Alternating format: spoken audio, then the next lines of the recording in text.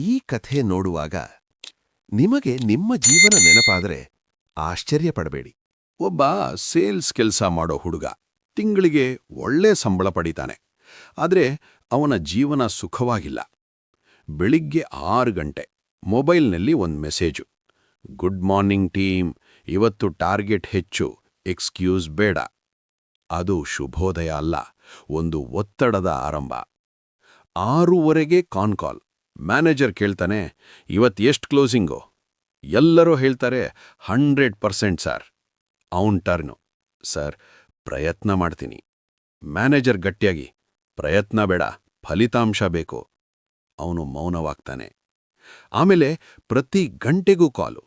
Update ಕೊಡು, ಯಾಕೆ slow, ಇನ್ನೂ ಏಕೆ ಕಂಪ್ಲೀಟ್ ಆಗಿಲ್ಲ. ಅವನು ಓಡ್ತಾನೆ, ಬಿಸಿಲಲ್ಲಿ, ರಸ್ತೆಗಳಲ್ಲಿ.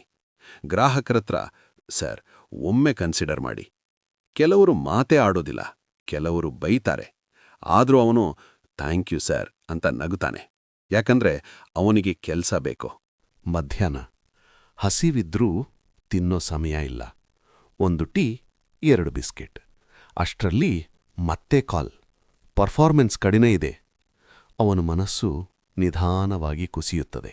ಸಂಜೆ ಎಲ್ಲರೂ ಮನೆಗೆ ಹೋಗೋ ಸಮಯ. ಆದರೆ ಅವನಿಗೆ ಭಯ. 7:30 ಟಾರ್ಗೆಟ್ ವರ್ಸಸ್ ಅಚೀವ್ಮೆಂಟ್ ಕಾಲ್. ಮ್ಯಾನೇಜರ್ ಕೇಳ್ತಾನೆ, ಎಷ್ಟಾಯ್ತು? ಅವನ ಧ್ವನಿ ನಡುಗುತ್ತದೆ. ಸರ್ 50%. ಇಡೀ ದಿನ ಏನ್ಮಾಡ್ತಿದ್ದೆ? ಇದು ಆಕ್ಸೆಪ್ಟಬಲ್ ಅಲ್ಲ. ಇಂಪ್ರೂವ್ ಆಗಿಲ್ಲ ಅಂದ್ರೆ ಜಾಬ್ ಬಗ್ಗೆ ಯೋಚಿಸು. ಅವನು ಮ್ಯೂಟ್ ಹಾಕ್ತಾನೆ. ಕಣ್ಣಲ್ಲಿ ನೀರು. ಆದ್ರೆ ಯಾರಿಗೂ ಕಾಣೋದಿಲ್ಲ. ರಾತ್ರಿ ಮನೆಗೆ ಬರುತ್ತಾನೆ. ಹೆಂಡತಿ ಕೇಳ್ತಾಳೆ, ನಮ್ಗೆ ಟೈಮ್ ಇಲ್ವಾ? ಅವನು ಮೌನ. ಮತ್ತೆ ಜಗಳ. ಮಗ ಬದಿಯಲ್ಲಿ ಮೌನವಾಗಿ ನೋಡ್ತಾನೆ. ಎಲ್ಲರೂ ಮಲಗಿದ ಮೇಲೆ ಅವನೊಬ್ಬನೇ.